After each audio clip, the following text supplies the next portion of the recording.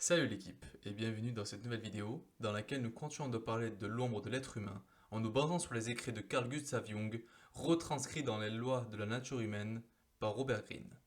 Au cours de votre vie, vous rencontrerez des personnes au caractère très empathique, ce qui les distingue et semble être à la source de leur force, un niveau de confiance inhabituel, une gentillesse et une amabilité exceptionnelles, une grande droiture morale et une aura de sainteté.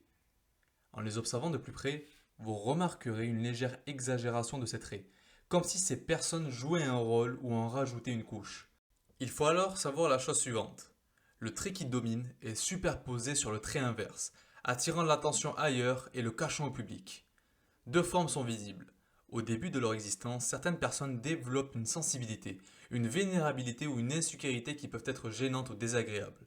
Inconsciemment, elles développent le trait opposé, une résilience ou une dureté formant comme une carapace protectrice à l'extérieur. La seconde possibilité est qu'un individu ait un caractère qu'il estime antisocial, par exemple être trop ambitieux, enclin à l'égoïsme. Ces individus développent la qualité inverse, un aspect prosocial. Dans les deux cas, ces personnes affûtent et peaufinent cette image publique. La faiblesse sous-jacente ou le trait antisocial est un élément clé de leur ombre, quelque chose qu'elles nient et refoulent. Mais comme le veut la loi de la nature humaine, nous dit Robert Greene, plus on la refoule en profondeur, et plus l'ombre est violente. Avec l'âge ou le stress, cette façade se fendira. Ces personnes poussent leur rôle à l'extrême, ce qui est fatigant. Leur vrai caractère se rebellera sous forme d'accès de mauvaise humeur, d'obsession, de vices secrets, de comportements assez contraires à leur image, et qui sont souvent autodestructeurs. Alors, le but ici, nous dit Robert Greene, est qu'il faut que vous soyez extrêmement méfiant face aux individus qui présentent ces traits empathiques. On se laisse facilement avoir par les apparences et la première impression. Surveillez les signes et les apparitions des opposés sur la durée. Il est plus simple de gérer ces individus une fois qu'on les a compris. Robert Greene nous livre alors les traits empathiques les plus courants qu'il faut apprendre à reconnaître et à gérer correctement. Le premier est le dur à cuire. Le dur à cuire projette une masculinité rude dans l'intention d'intimider les autres. Il affiche une arrogance et un air signalant qu'il ne faut pas lui chercher des poux. Il a tendance à se vanter de ses anciens exploits, ses conquêtes féminines, les bagarres, les occasions où il a mieux négocié que ses concurrents. Même s'il semble très convaincant en racontant ces histoires, elles paraissent exagérées, presque incroyables. Ne vous laissez pas berner par les apparences. Ces hommes ont souvent appris à masquer une sensibilité forte, une sensibilité profonde, une vulnérabilité émotionnelle intérieure qui les terrifie. À l'occasion, vous apercevrez cette sensibilité. Il leur arrive de pleurer, de piquer une crise ou de montrer soudainement de la compassion. Gênés, ils se masqueront alors rapidement par un acte ou un commentaire dur ou cruel. Ne vous laissez pas intimider par les apparences. Mais veillez tout de même à ne pas réactiver leur insécurité en mettant en doute leurs histoires ou leur masculinité. Ils sont notoirement susceptibles et vous pourrez sans doute remarquer une petite moue sur leur visage si vous réveillez leur insécurité avant qu'ils ne les masquent sous un air renfrogné. S'il s'agit d'un rival, vous pouvez facilement le pousser à surréagir, ce qui révèle qu'il est moins dur à cuire qu'il n'y paraît. Le second est le saint. Ces individus sont des modèles de bonté et de pureté.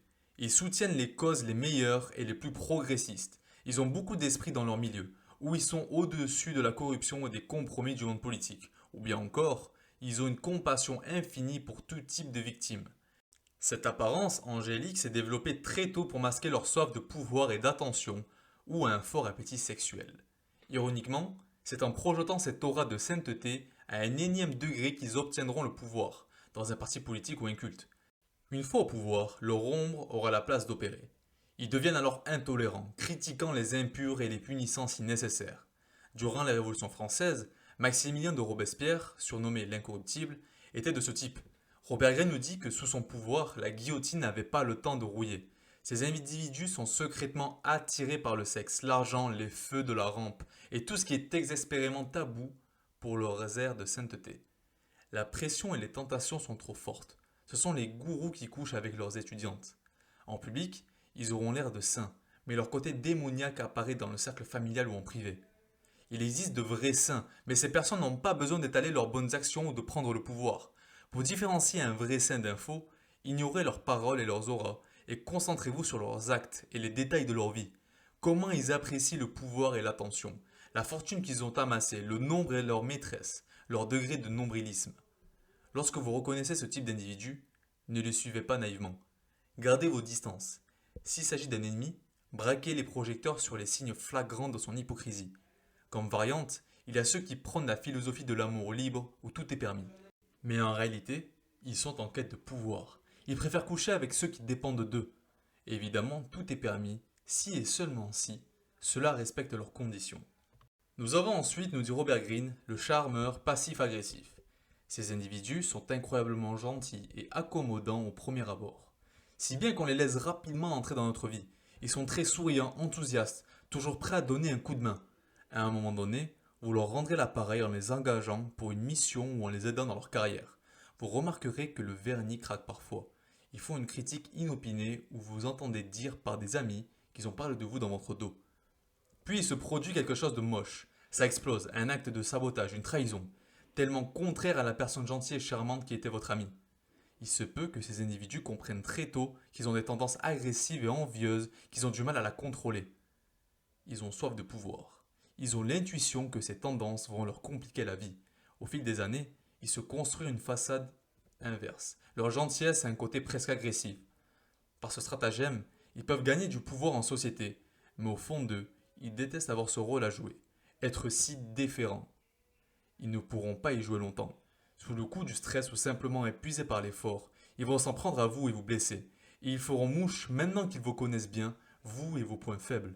Évidemment, ils chercheront à vous faire porter le chapeau. Votre meilleure défense est de vous méfier des personnes trop charmeuses, trop amicales, trop gentilles et accommodantes. La gentillesse poussée à cet extrême n'est jamais naturelle.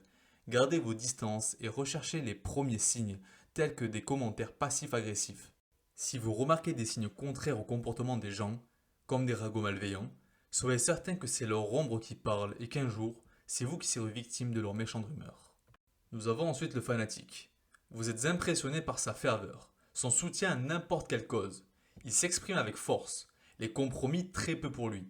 Il va arranger les choses, restaurer la grandeur. Il rayonne de force et de conviction, grâce auxquelles il gagne des disciples. Il aime le mélodrame et capter l'attention. Mais au moment où il devrait tenir promesse, il fait une erreur.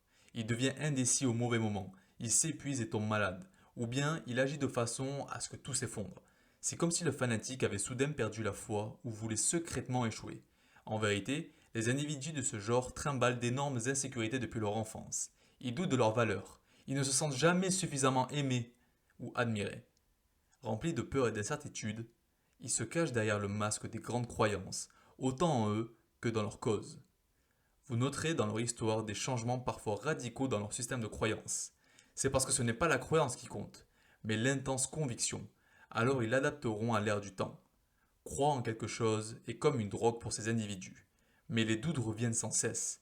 Ils savent au fond d'eux qu'ils ne seront pas capables de répondre aux espérances, alors poussés par le stress, ils deviennent l'opposé, indécis et remplis de doutes.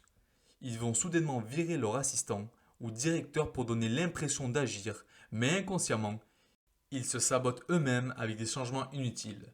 Ils doivent tout détruire d'une façon ou d'une autre, et faire porter le chapeau aux autres. Alors, nous dit Robert Greene, ne vous laissez pas happer par la puissance de conviction des gens et leur sens du mélodrame. En règle générale, plus ils sont véhéments, plus ils ont des insécurités et des incertitudes. Ne tombez pas dans leur piège, car ils vous ridiculiseront. Nous avons ensuite le rationaliste rigide. Nous avons tous des tendances irrationnelles. C'est l'héritage de nos origines primitives. Et nous ne nous en débarrasserons jamais. Nous avons tendance à être superstitieux, à trouver des liens entre des événements qui n'ont aucun rapport entre eux. Les coïncidences nous fascinent. Nous anthropomorphisons et projetons nos sentiments sur les gens et le monde qui nous entoure. Nous lisons l'horoscope. Il faut l'accepter. Nous avons souvent recours à l'irrationnel pour nous détendre. Des blagues idiotes, des activités insignifiantes, des petites intrusions dans l'occulte. Toujours avoir les pieds sur terre est ennuyeux. Mais pour certains, ces croyances sont très inconfortables. Pour eux, ce genre de pensée primitive est une faiblesse, du mysticisme, contraire à la science et à la technologie. Tout doit être clair et analytique à l'extrême. Ces individus deviennent de farouches athées, sans se rendre compte que le concept de Dieu ne peut pas être prouvé ou réfuté. Dans les deux cas, il s'agit d'une croyance. Quoi qu'il en soit, ce qui est refoulé finit toujours par refaire surface. Leur façon de croire à la science et à la technologie a quelque chose de religieux. En cas de dispute, ils imposeront leurs idées avec un point intellectuel supplémentaire et même une touche de colère, ce qui révèle l'agitation du primitif en eux et le besoin caché de rudoyer les autres. Poussés à l'extrême, ils auront une liaison sentimentale presque irrationnelle et contraire à leur image. le professeur qui s'enfuit avec la jeune mannequin par exemple. Ou alors, ils feront le mauvais choix de carrière. Ils tomberont dans un montage financier ridicule ou se livreront à quelques théories conspirationnistes. Ils sont sujets à d'étranges changements d'humeur et aux éclats émotionnels quand leur ombre s'agite.